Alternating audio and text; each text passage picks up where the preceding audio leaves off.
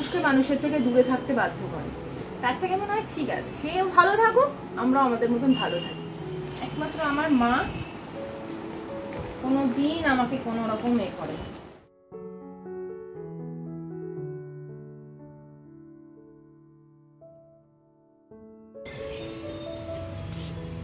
কতগুলো ট্রাঙ্ক আছে, ট্রাঙ্কের ভেতরে কি আছে কে জানে। গুড মর্নিং বন্ধুরা, সকলকে আরও একবার স্বাগত জানাচ্ছি আমার চ্যানেলে। আশা করছি সকলে খুব ভালো আছো, আর আমিও কিন্তু অনেক ভালো আছি।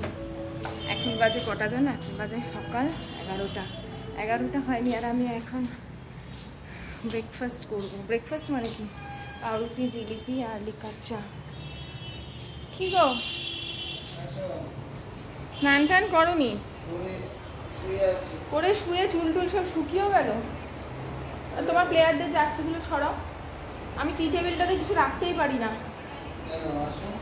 সরাও, চা খাবো। সরো, তুমি শুয়ে আছো, ঠিক করে ভদ্র মতন শো।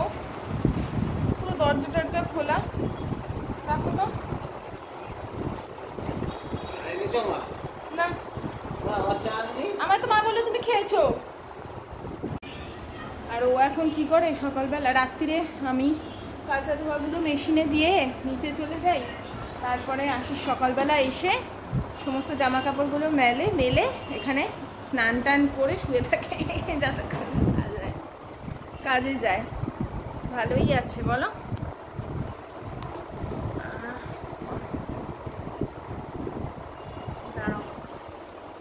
বলছি কি, তোমাদের ওই যে খাজানাটা আছে না, ওই যে খাজানাটা, এই যে এখানে যে এত বড় খাজানা রেখেছে মা, খাজানাটা এক্সপ্লোর করব। যে খাজানাটায় কাউকে হাত দিতে দিচ্ছে না, করছি আমি এক্সপ্লোর। দেখি কি কি সম্পত্তি আছে, দেখি। দাঁড়াও, যদি নাই খাজানা আমি এক্সপ্লোর করেছি। সব আমার ম্যাক্সিমাম আমার জায়ের ঘরের জিনিস, আর শাশুড়িরও অনেক জিনিস, আমার কিছুই নেই এখানে। দাঁড়াও দেখাচ্ছি, দেখবে।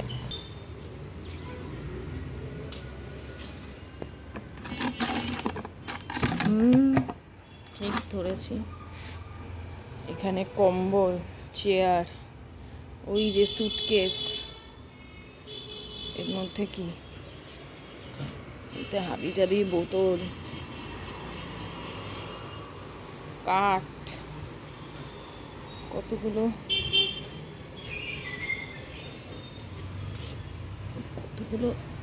ট্রাঙ্ক আছে। ট্রাঙ্কের ভেতরে কি আছে কে জানে। সাপ খোপ বেরিয়ে যায় যদি, দরকার নেই বাবা। ওই দেখো টেডি, ওগুলো মাম্মাম আর বাবানের, একটা মাম্মামের একটা বাবানের, এখনো ভালো আছে। কোনো বাচ্চাদের, গরিব বাচ্চাকে দিয়ে দিলে তারা কিন্তু খেলতে পারে।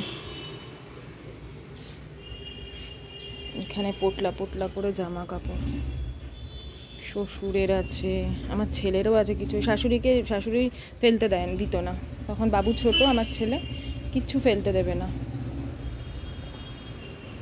সোয়েটারও আছে ওদিকে। আর এই দেখো কত দামি দামি কাঠের জালনা, এগুলো বিক্রি করে দিলে পারে, টাকাও আসবে, কারো প্রয়োজনে ইউজও হবে। কেন যে সব ফেলে রেখেছে। এই দেখো দরজা, এই দরজাটা মনে হয় যতদূর সম্ভব এই ঘরটাতে ছিল। ওই দিকে একটা আমি কল করলাম যে ঠাকুরের বাসন টাসন আলাদাভাবে ধোবো, কারণ এই কলটা ইউজ হয়, এই কলেই ঠাকুরের বাসন ধোয়া হয়।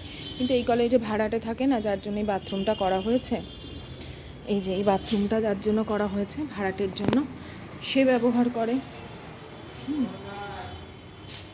এই বাথরুমটা হচ্ছে আমাদের এক ভাড়াটের মানে ভাড়াটা ইউজ করে।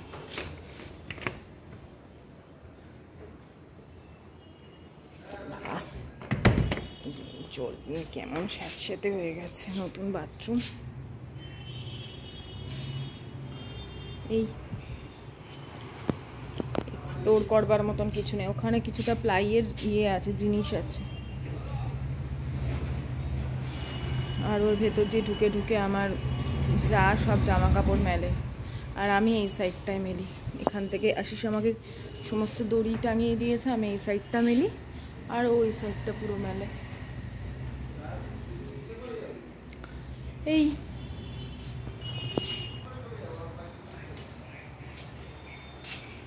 চলো এবার নিচে যাব, হয়ে গেছে সব। এখানে একটা জিনিস পেয়েছি, এই যে কি বলে এটাকে, কি কাগজ জানো বলে, শিরিষ কাগজ না, নোংরা তো, এইটা ভালো আছে। এই শিরিষ কাগজটা নিয়ে যাই, এটা দিয়ে মাজতে পারবো কড়াই। বাবা এটা কি শক্ত।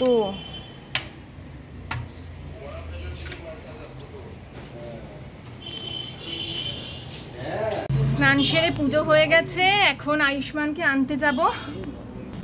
এই যে মহাদেবের পুজো করলাম, আর ঠাকুরের মিষ্টিগুলো তুলে রাখি, বুঝলে।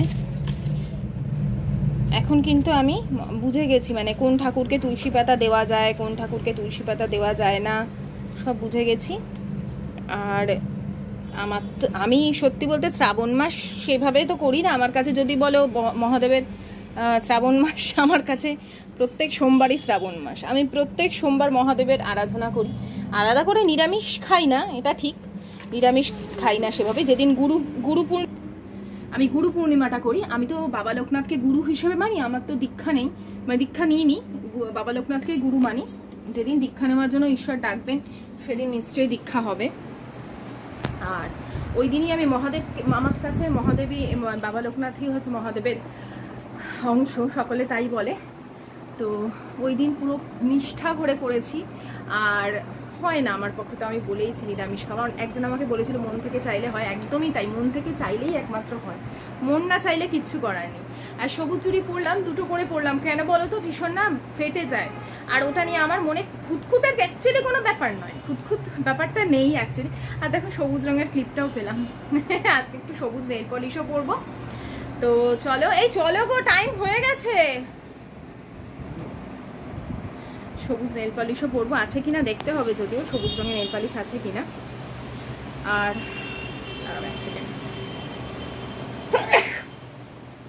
সবার লেগেছে, আমাকে কি আর নিস্তার দেবে? আমারও মনে হচ্ছে, কারণ আমি যখন স্নানটা করতে যাচ্ছি না, কেমন যেন ভেতর থেকে একটা কাঁপুনি কাঁপুনি দিচ্ছে। তারপরে রাত্রিরে ফ্যান চললেও কেমন একটা ভেতর থেকে রাত্রিরে আমার শিরশির করছে। আমি পুরো মুখ ঢেকে শুয়েছি, আমার মনে হচ্ছে যেন জ্বর জ্বর এসে যাবে। আবার ফ্যান অফ করলে তো বাঁচবই না, যা গরম আজকে, রোদ দিয়েছে তাই কি গরম। দাঁড়াও মা, ও মা একটু লক করে দাও, বেরোচ্ছি, বাবুকে আনতে যাচ্ছি। হ্যাঁ চলো, টাইম হয়ে গেছে, 2টো বেজে গেছে। আয়ুষ্মানের আজকে 3:30 থেকে পড়া। আজকের দিনটা খুব হেক্টিক যায় আমার বাচ্চাটার, 3:30 থেকে আবার 6টা থেকে পড়া আছে। আয়ুষ্মান যবে থেকে বড় হয়েছে, মানে বুঝতে শিখেছে ভালো মন্দ, আমি সবসময় খেয়াল করেছি আমরা যেটা করি ও সেটাই ফলো করে। যদি আমরা ইরেগুলার থাকি কোনো কাজে বা রুটিন মাফিক না চলি, অনিয়মিত চলি, ঘুম থেকে দেরি করে উঠি, সঠিক সময় সঠিক কাজটা করি না, ও ঠিক সেরকমভাবেই নিজের চারপাশটাকে সেরকমই ফিল করতে থাকে এবং নিজেও ঠিক সেই রকমই কাজ করতে থাকে। মানে নিজের বইপত্র নিজে গোছায় না, তারপরে ঘুম থেকে উঠতে ও দেরি করে, এবং টাইম মতন পড়াশোনা যেটা করা সেটা করে না। ওই জন্য আমি সবসময় না ওর সামনে বিশেষ করে নিজেকে ভীষণ বোঝাতে চেষ্টা করি যে না, এই জিনিসগুলো নিয়মানুবর্তিতা খুব ইম্পর্টেন্ট। যদিও সেটা খুব একটা কাজে দেয় বলে আমার মনে হয় না, কারণ এই জিনিসগুলো যতক্ষণ না ভেতর থেকে গ্রো করে ততক্ষণ মানুষ কিন্তু হয় না। কারণ ওরা এখন এত বেশি অ্যাডভান্স হয়ে গেছে, এত কথা শিখে গেছে। ও নিজেই বলে মা তুমি ভোলা ভালা, তাহলে বলো মানে আমি ওকে কি শেখাবো? ওই আমাকে শিখিয়ে দেয় মাঝে মধ্যে। হয়ে গেছে, হাড্ডাহাড্ডি লড়াই হয়েছিল ওকে। তো কি হয়েছে, প্রথমে 3টেই আমি কোয়ালিফাই হয়ে গেছি, 3টে নিয়ে আমি 3টে কোয়ালিফাই হয়ে গেছি। কিন্তু লাস্টে কি হয়েছে, ক্যাচ করতে পারিনি বলে স্যারকে বলেছে কি আমি ওটা পারিনি, আমার অন্য দিয়ে দাও। কোনটা পারিসনি? হ্যাঁ, একটা কোশ্চেন, ওইটা আমি বলে দিয়েছি, ওটা হাত তোলা হতো ও ভেবেছিলাম, কিন্তু ওটা র্যাপিড ফায়ার ছিল। তো তারপরে আমি জিতে গেছি, কিন্তু ও একটা কোশ্চেন নিল, ওটা ওপরে গেলে আমি আর কিন্তু এই সময় এসে মানে পড়া থেকে আসুক বা স্কুল থেকে আসুক কত ধরনের গল্প করে, আমি সব সময় ধৈর্য সহকারে শুনি। কারণ একটা সময় আসবে যখন ওরা ইচ্ছে করবে না বাড়ি এসে মাকে সব কথা শেয়ার করতে, তখন নিজের মধ্যে নিজে জগৎ খুঁজে নেবে, মনে হবে বাইরের মানুষদের সাথে কথা বলেও বেশি শান্তি পায়। সেই জন্য যতটা পারি ওর সাথে এখন গল্প করি, ওর গল্পগুলোকে শুনি, কখনো বিরক্ত বোধ করি না যে পরে শুনবো বা কিছু। যাই হোক, আয়ুষ্মানের জন্য পাউরুটি রেখে দিয়েছিলাম সকালে, আজকে জিলিপি পাউরুটি খাওয়া হয়েছিল, ওই রেখে দিয়েছিলাম, ওগুলোকে একটু গরম করে ওকে দিলাম। ও খেতে ভীষণ ভালোবাসে। 3:30 সময় ও তো গেলই পড়তে, 3:30 সময় ভাত খেয়েই বেরিয়েছিল, আর এসে এইটুকু খেয়ে আবার পড়তে বেরিয়ে যাবে। বিছানায় রেখো না, ও তুলে খাও, নাহলে নিচে বসে খাও। হ্যাঁ, জল দিচ্ছি দাঁড়াও।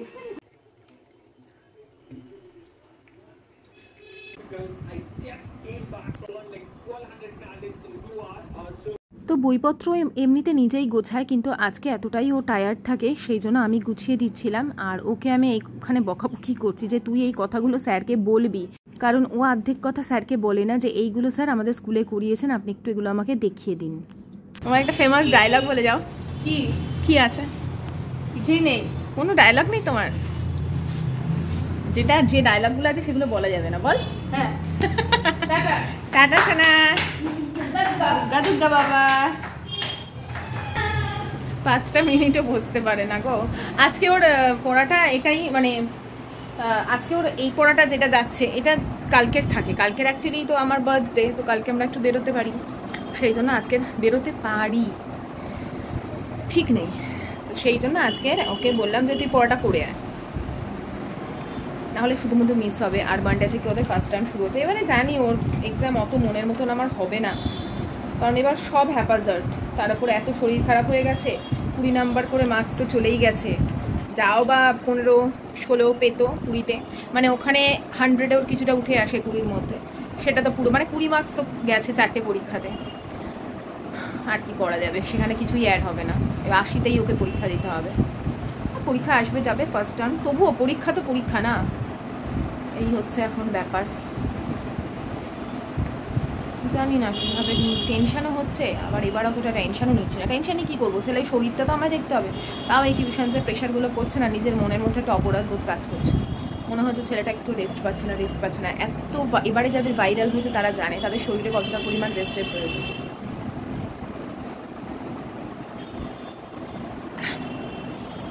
এই যে দুপুরবেলা নিজে রেস্ট নিচ্ছি, আমার না তখন অপরাধ বোধ কাজ করছে যে আমার ছেলেটা তো রেস্ট নিচ্ছে না, আমি এতটা শুয়ে আছি, রেস্ট নিচ্ছি, অপরাধ বোধ কাজ করছে। যে মানুষ বুঝে যায় যে এর কাছ থেকে আমার কিছু শেখা নেই বা কারোর কাছ থেকে আমার কিচ্ছু আর শেখার নেই, আমি অনেক কিছু জানি, বাকি যে যা কিছু বলছে সেগুলো অতিরিক্ত জ্ঞান, এই ধরনের জিনিস আমরা নেওয়ার জন্য প্রস্তুত নই। আমার মনে হয় সেখানেই তাদের আস্তে আস্তে পরাজয় শুরু হয়। আমি এখনও পর্যন্ত কত বন্ধুদের কাছ থেকে কত কিছু শিখি। এই যে আমাকে যে বলেছিলে যে এইগুলো কিনে নিয়েও পাইল, এগুলো দিয়ে মাজবে, দেখবে কালিগুলো উঠে যাবে, শিরিষ কাগজ আর কি।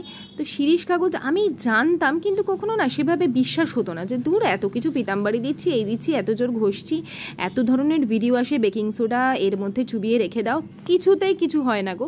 কিন্তু বিশ্বাস করো, আমি শুকনো মানে অবস্থাতেই এখানে শিরিষ কাগজটা একটু বেশি হার্ড, এই শিরিষ কাগজটা আসলে এই দেওয়াল ঘষার জন্য এটা কেনা হয়েছিল, ওই মিস্ত্রি দাদারাই আনিয়েছিলেন। তো সেই ওপর থেকে নিয়ে এলাম, এটা দিয়ে না কত তাড়াতাড়ি যে কালিগুলো উঠে গেল। তবে কি বলো তো, আমি একদিনে বেশি করবার ভরসা পেলাম না, তার কারণ হচ্ছে এমনিই হাতের তো জানো আমার অবস্থা কি হচ্ছে, থেকেই হাতে ব্যথা হচ্ছে, মানে মাসেলস পেন হচ্ছে হাতে। অতিরিক্ত পরিশ্রমের জন্য আমার মাসেলস পেন হয়, তাছাড়াও ওই স্ট্রেস টেনশন এসবের জন্য ঘুমের একটু ব্যাঘাত হলে, হাতটা চেপে শুয়ে থাকলে মাসেলস পেন আমার খুব হয়, ওই জন্য ভলিনি হয়ে গেছে আমার এখন নিত্যসঙ্গী। যাই হোক, অনেকটা করেছি, কিছুটা আছে আবার ঘষে তুলবো বলে ওখানটা রেখে দিয়েছি। আর এইরকমই আর কি টুকিটাকি জিনিসগুলো না মানুষের কাছ থেকে শিখতে পারলে, জানতে পারলে ভীষণ সুবিধা হয়, বিশ্বাস করো। তার জন্য তোমাদের থ্যাংক ইউ। না একটু প্রেশার দিতে হয়েছে।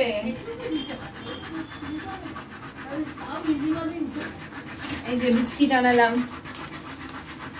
তুমি রাতে চুল কাটবে? তোমার কি মাথাটা খারাপ হয়েছে? কেন গরম জলে স্নান করব? সোমবার না কাটতে পারবো না, আজকে ব্লাড দিতে গেছিল, দিতে পারলো না। বুধবার কেটে গো? না না কিছু সোম শুক্র ভাষায় চুল তার থাকে না কোনো কুল। আমার মা বলে জিজ্ঞেস করো। বাবা ছেলের বেলা সব মাছ নাকি ছোট চুল ঘাসি ফোটে নিয়ে যায় বলে মা কেন টাক ওই যে তো ছেলেদের টাক ফেলে বলে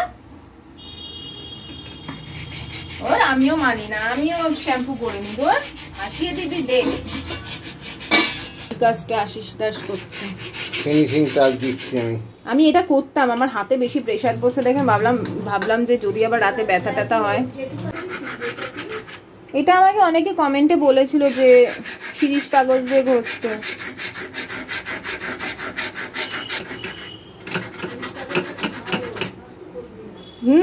কি হার্ড না, কি কার উপর দেখলে না ফোনে চেঁচালো আপনি এরকম বলবেন কেন, আপনি কি আমাদের টাকা দিয়ে রেখেছেন? ওই সচিনের উপর রেগে বলেছে ও একটা ফালতু ছেলে, খালি উল্টো পাল্টা। হ্যাঁ লাল্টু খুব রেগে গেছে। আপনি কাকে কি বলছেন? আপনি কি আমাদের পেয়েছেন? আমরা গভর্নমেন্টকে টাকা দিই, আমরা গভর্নমেন্টের আমাদের লাইসেন্স আছে আমি করি, আপনি কার সাথে এরকম ভাবে কথা বলছেন?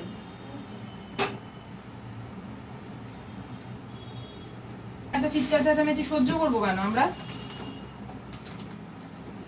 ফালতু বলছে, তুমি চিন্তা করো।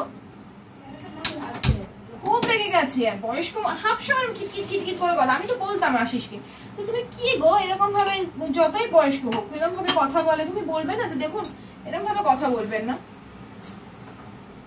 ছাড়ো, বয়স্ক মানুষ। আশিস সচিনের এমনি সুনাম হয়নি, ওদের সবাই ভালোবাসে, সবাই ওদের ব্যবহারের জন্য। আমি আজ তোমাদের সাথে অনেক ধরনের কথাগুলোই শেয়ার করেছি। মায়ের সাথে গল্প করতে করতে বিভিন্ন ধরনের কথা হয়তো দেখবে, মার সাথে যেরকম গল্প আমাদের হতে পারে বা নিজের দিদি বা বোনের সাথে যে ধরনের গল্প হতে পারে, সেই গল্পগুলো কিন্তু আমাদের আশেপাশে যতই বন্ধুবান্ধব থাকুক সেই গল্প সেই করে কিন্তু আনন্দ হয় না, সেই তৃপ্তি পাওয়া যায় না। চুল কাটাতে তুমি তো ভুলে যাও কেন মা? চুল কাটতে যায়নি, চুল কাটাতে গেছে। কি বারবার নাকি যে চুল কাটতে যাবে?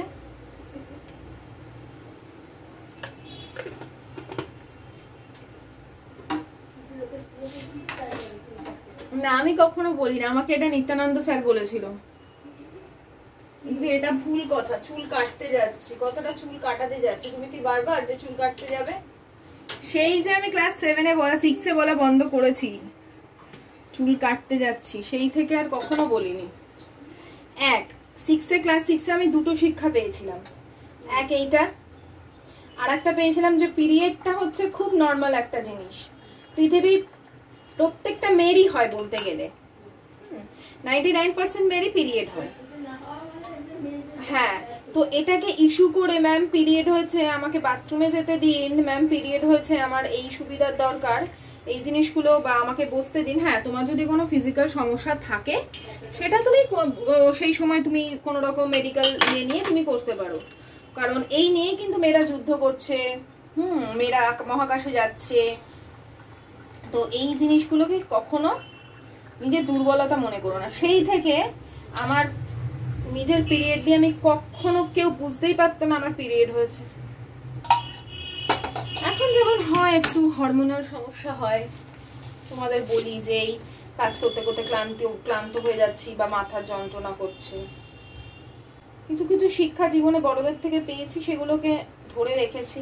তারপর আমার স্টুডেন্টের মাদের থেকে অনেক কিছু শিখেছি, শেখার তো বয়স থাকে না।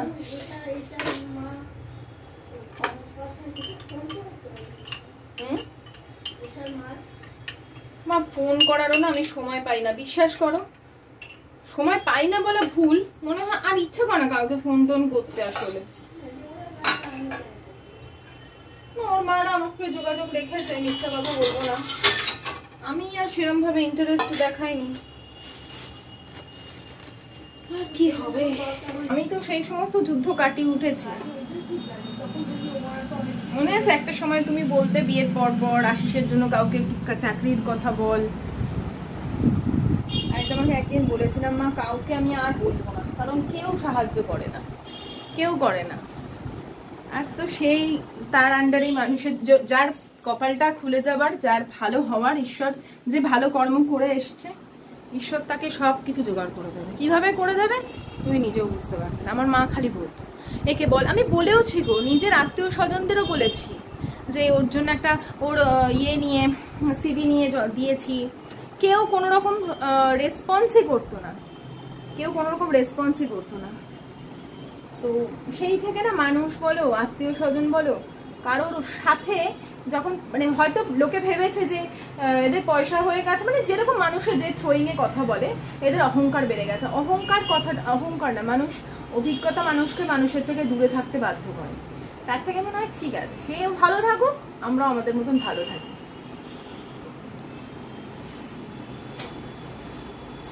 এই হলো কারণ, বুঝলে? এক এক মানুষ এমনি এমনি নিজেকে সবার থেকে, ওর আত্মীয় স্বজন তো দূর কি বাদ, নিজের ফ্যামিলি মেম্বার্সরাই তখন নিজেদের খেল দেখায়, পরে তারা এক্সপেক্ট করে যে ভুলে যাবে। একমাত্র আমার মা কোনো দিন আমাকে কোনো রকম এ করে। আশিসকে আমার মা আগেও যেরকম ভালোবাসতো, এখনো সেই একই লেভেলে ভালোবাসে। বাকি সবাই বলেছে ও বেকার, এই সেই হ্যান ত্যান। ও তো বেকার ছিল না, ও তো প্লেয়ার ছিল, খেলাধুলা করেই ও তখন প্রচুর টাকা ইনকাম করে। বলো মা, যখন আমার সাথে পরিচয় হয়েছে, আমার মা বলতো ও ঠিক দাঁড়াবে, ওর কাছে আমার আশীর্বাদ আছে, ও ঠিক দাঁড়াবে। তারপরে আমার বাবা অসুস্থ হতে আমার স্বামী যা করেছে, সকাল বিকেল ও নিজের কাজ বন্ধ রেখে সচিন দেখতো। সচিন বলতো ঠিক আছে আশিস দা, তুমি ওই দিকটা দেখে নাও। আমরা তো অত দূর, এখান থেকে কেপিসি খুব দূর না হলে মানে অড রুট, ও বলতো তোমরা যেতে পারবে না। আর গিয়ে না ওই ওষুধ মানে ভিজিটিং আওয়ার্সের পরে গিয়ে তারপরে ওষুধের জন্য ওখান থেকে ওষুধের নেওয়া, নিয়ে ওষুধ কিনে আবার দিয়ে আসা, এগুলো ও বলতো তোমরা মেয়েরা পারবে না। মা তো পারবেই না, অনেকটা হাঁটাহাঁটি করে। ও রেগুলার যেত, কখনো কখনো মা বলতো যে আজকে যেতে বারণ করে দেবো, বলতো না বাবা একা একা বসে থাকে, সবাই আসে তো। মা দিদি ওরা যদি কোনোদিন যেত, বাবা এই মানে ও তাও যেত, হয়তো সেদিন হয়তো বিকেলের দিকটা গেল না, সেদিন সকালটা ওই রেগুলার যেত। এই কথাগুলো কেন বললাম, মানে এটাই আমার ভেতরের থেকে ফিল হয় যে ভালো কর্ম করলে না তার সাথে ঠিক ভালো হবেই। এটা আমাকে আশিস নিজেও বলে, ওর থেকে অনেক কিছু শেখার আছে। আমি যদি ওকে কখনো বলি তোমাকে কি দেয় যে তুমি মানুষের জন্য এত করতে যাও, তো ও নিজেই বলে তোমাকে মানুষকে দিতে হবে না, তোমাকে ভগবান দেবে যদি তুমি তার জন্য নিঃস্বার্থভাবে করো। সত্যিই তাই। যাই হোক, আশিস আসার সময় পনির নিয়ে এসেছিলো। পনিরটা একদম ফ্রেশ নরম, এত ভালো ছিল আজকের পনিরটা, বেস্ট আমার লাইফে নিয়ে আসা পনির আজকের। আর একদম ক্রিম টেক্সচার। তো ওটাকে ছোট ছোট করে কেটে রাখলাম, কিছুটা সরিয়ে রাখবো। আপাতত লঙ্কার গুঁড়ো আর নুন দিয়ে ম্যারিনেট করে রাখলাম। ওম নমঃ শিবায়, ওম নমঃ শিবায়, ওম নমঃ শিবায়, ওম নমঃ শিবায়।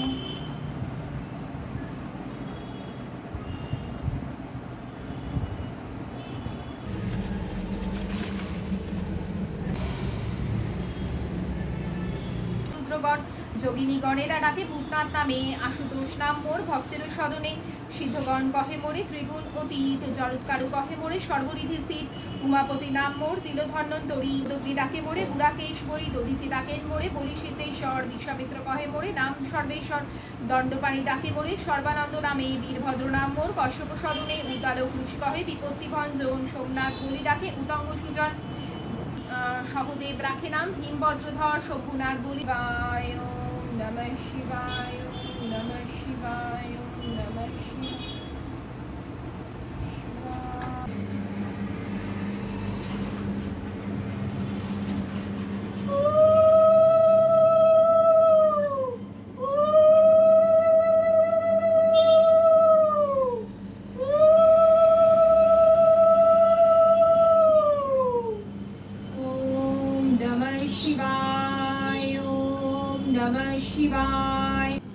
আর হয়ে গেল, ঠাকুরকে পুজো দিয়ে নিলাম।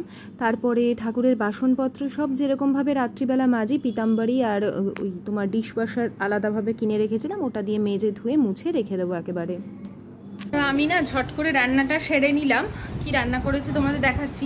কোনো রেসিপি শেয়ার কেন করিনি বলো তো? এই দেখো, এই রেসিপি তোমাদের সাথে শেয়ার করেছিলাম এইবারে যে পুজো গেল, ওই গুরু পূর্ণিমার দিন নিরামিষ করে পনির রেসিপি শেয়ার করেছিলাম। ওই রেসিপিটাই তোমাদের সাথে ওই জন্য শেয়ার করিনি, জাস্ট কদিন আগে। আমি ডেসক্রিপশন বক্সে লিঙ্ক দিয়ে দিচ্ছি, না বানালে কোনো সময় বানিয়ে খেয়ে দেখো, এর থেকে ভালো পনির রেসিপি আর হবে না, ভীষণ সহজ, 15 মিনিটের পনির রেসিপি রেডি হয়ে যাবে। অ্যাকচুয়ালি শাড়ি পরেছি তো ভাবলাম যে ওকে নিয়ে একটুখানি যাব। ওই দেখো তো নুন টুনগুলো ঠিক আছে কিনা, আমি টেস্ট করিনি কোনো। চামচ নাও না, এই নাও, এই তো এই চামচটা না।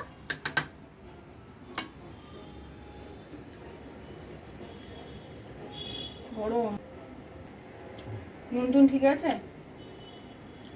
এটোটা দেবে নাকি? খেয়ে নাও। আমি খাবো না এখন, আমি খাবো না।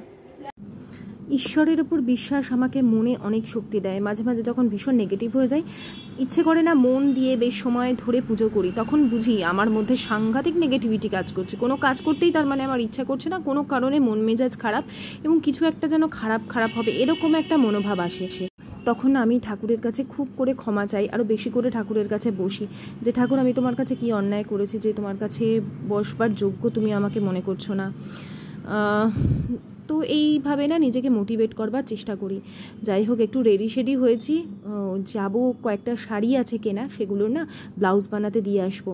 তার কারণ এরপরে পুজোর জন্য, যদিওগুলো পুজোর পারপাসে কেনা হয়নি কিন্তু থেকে গেছে, ভাবলাম পুজোতেই পরবো। আজকেও চুলে শ্যাম্পু করেছিলাম, দেখো চুলটা কতটা ভালো লাগছে না, অনেকটা ঠিকঠাক হয়ে যায় মেথি তেল ব্যবহার করে। আর চুলটা ভালো করে আঁচড়ে টাচড়ে নিলাম। চলো শাড়িগুলো তোমাদের দেখাই, কিছু দেখেছো আর কয়েকটা দেখোনি। এই তোমাদের দেখিয়ে দিই কোন কোন শাড়িগুলো। এই একটা শাড়ি কিনেছিলাম, তোমাদের দেখিয়েছি, যেটা জামাই ষষ্ঠীর আগে যখন মাম্মা মেজুকে শাড়ি কিনতে গেছিলাম তখন একটা এই কিনেছিলাম, ইন্ডিগো শাড়ি। শাড়িটা সুন্দর না, পিওর কটন। আর এইটাও তোমাদের দেখিয়েছিলাম, যেটা আমি গৃহপ্রবেশে করবো বলে কিনেছিলাম কিন্তু পরা হয়নি, কারণ হ্যাপাজার্ডলি গৃহপ্রবেশটা হয়েছিল হঠাৎ করে। এটা দুর্গাপুজোতেই পরবো। হ্যাঁ ব্লাউজ পিস দেবো। হ্যাঁ ব্লাউজ পিস ছাড়া কোনো শাড়ি আমি কিনি না। আর এই শাড়িটা তোমরা দেখোনি, এটা আমাকে জামাই ষষ্ঠীতে জামাইদের বাড়ি থেকে পাঠিয়েছে। ভীষণ সুন্দর দেখে, এই শাড়ির সাথে পুরো ম্যাচ করে গেছে কালারটা। হিন্দুদের বাড়ি থেকে দিয়েছে,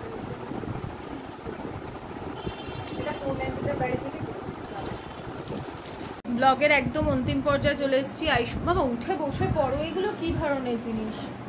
বাংলা পড়তে দিলাম, খাওয়া দাওয়া হয়ে গেছে আমাদের, এখন যাবো এখন ছাদে মানে ঘরে যাচ্ছি, ওই উপরের ঘরে গিয়ে জামা কাপড়গুলো মেশিনে চালিয়ে দেবো। সকালবেলা একদম আধা শুকনো হয়ে যাবে, তারপরে মেলে দিলে পরিষ্কার হয়ে যাবে। চলো